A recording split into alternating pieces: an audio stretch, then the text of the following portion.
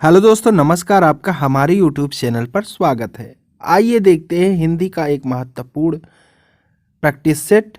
अगर आपने हमारा चैनल सब्सक्राइब नहीं किया है तो प्लीज़ इसे सब्सक्राइब कर लें, क्योंकि हम डेली एक नया प्रैक्टिस सेट लेकर आते हैं। तो आइए शुरू करते हैं। रण कुशल में कौन सा समास है?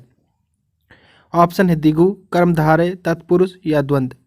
तो रण कुशल में तत्पुरुष समास है, रण में कुशल, अर्थात ऑप्शन सी आपका राइट आंसर हो जाएगा। पद्मासन में कौन सा समास होगा? ऑप्शन है कर्मधारय, बहुव्रीहि, तत्पुरुष या द्वंद्व। तो पद्म में सन बहुवीर समास हो जाएगा, ऑप्शन बी आपका राइट आंसर हो जाएगा। अंजनी सूत में कौन सा समास होगा? तो अंजनी सूत में बहुवीर समास होगा, ऑप्शन बी आपका राइट आंसर हो जाएगा। अगला प्रश्न देखते हैं। आशुतोष में कौन सा समास होगा?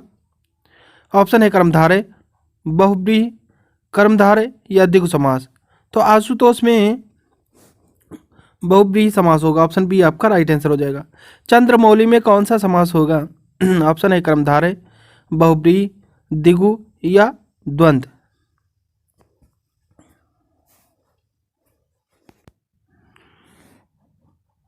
तो इसका राइट आंसर हो जाएगा बहुव्रीहि, ऑप्शन बी आपका राइट आंसर हो जाएगा।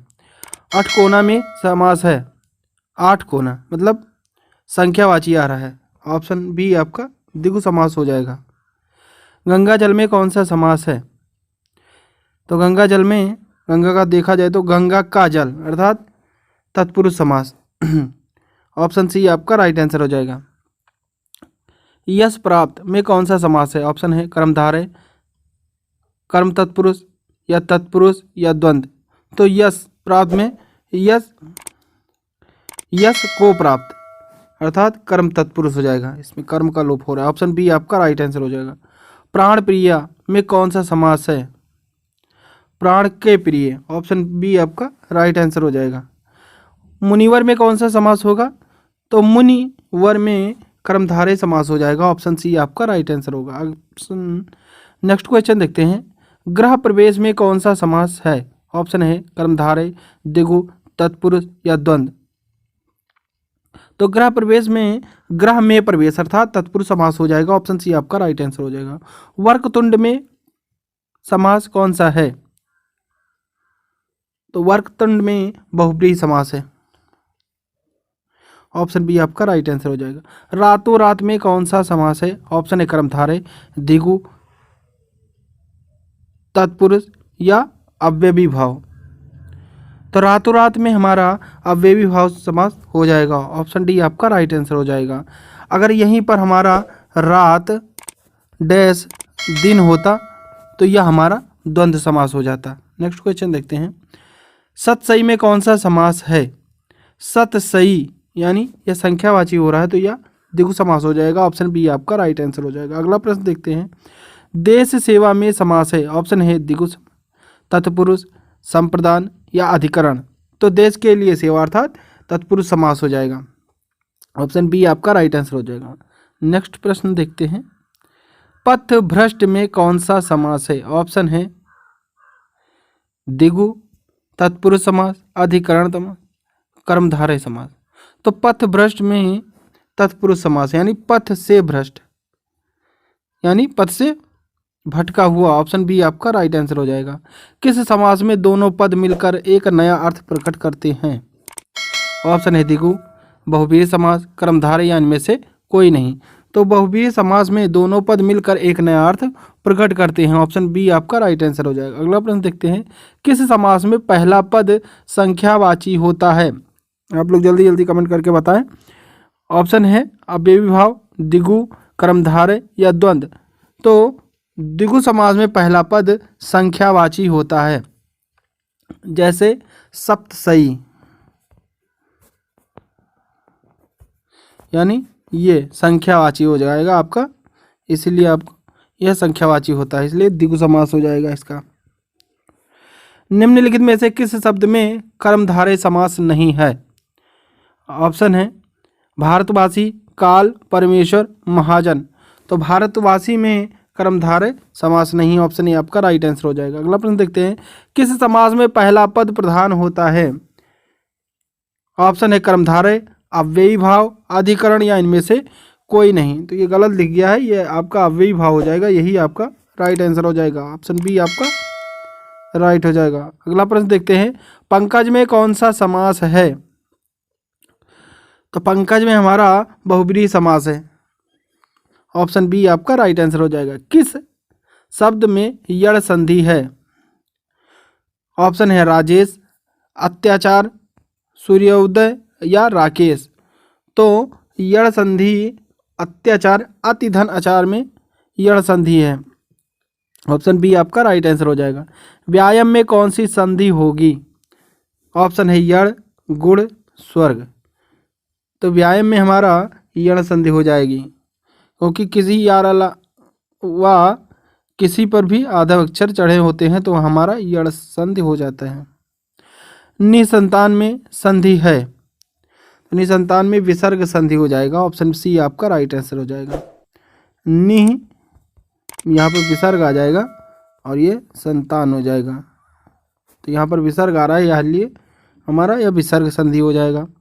निर्मोह का संधि रूप होगा, तो निर्मोह का निह धन मोह, अर्थात ऑप्शन सी आपका राइट आंसर हो जाएगा।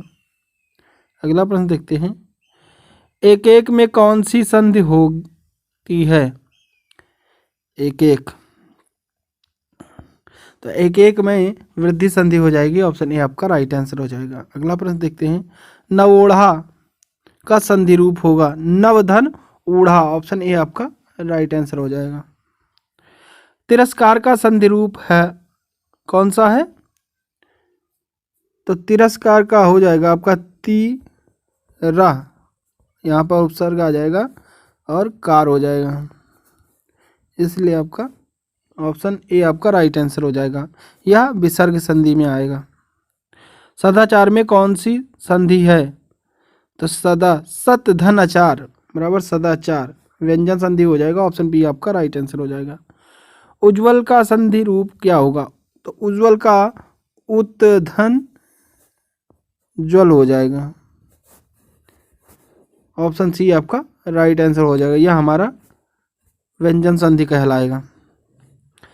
पर्यावरण में संधि है, पर्यावरण में हमारा परिधन आवरण बराबर पर्यावरण, यानी ऑप्शन ए आपका यड़ संधि हो जाएगा। अगला प्रश्न देखते हैं, सन्मार्ग का संधि रूप होगा, तो सन्मार्ग का संधि रूप सत धन मार्ग हो जाएगा। ऑप्शन डी आपका राइट आंसर हो जाएगा। अगला प्रश्न देखते हैं, रामायण का संधि रूप क्या होगा? तो रामायण का संधि रूप राम धन आयन बराबर रामायण, यह भी हमारा व्यंजन संधि के अंतर्गत आता है। ऑप्शन बी आपका राइट आंसर हो जाएगा।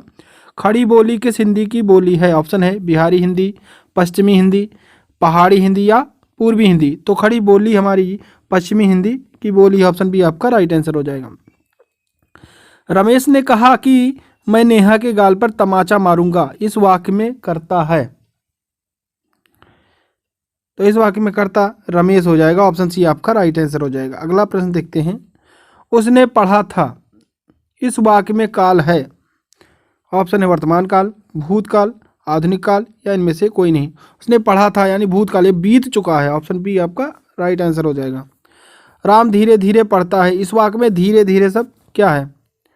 तो धीरे धीरे शब्द क्रिया विशेषण। ऑप्शन बी आपका राइट आंसर हो जाएगा।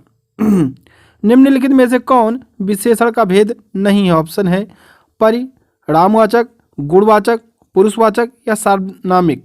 तो निम्नलिखित में से पुरुषवाचक विशेषण का भेद नहीं है। ऑप्शन सी आपका राइट आंसर हो जाएगा। अगला प्रश्न देखते हैं, उसका कोट पुराना था, वाक्य में पुराना क्या है?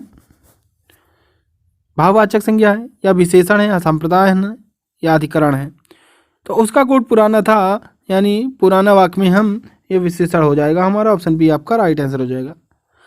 अगला प्रश्न देखते हैं, मैं यह काम अपने आप ही कर लूँगा, यानी मैं यह काम अपने आप कर लूँगा, इस वाक्य में आप क्या है? तो मैं मतलब आप, यह हमारा निजवाचक सर्वनाम हो जाएगा। ऑप्शन सी आपका राइट आंसर हो जाएगा। अगला प्रश्न देखते हैं, thanks for watching my video. अगर आपको हमारे वीडियो पसंद आया हो तो प्लीज़ इसे लाइक शेयर कमेंट जरूर करें और चैनल पर नए हैं तो सब्सक्राइब करना बिल्कुल ना भूलें। Thank you.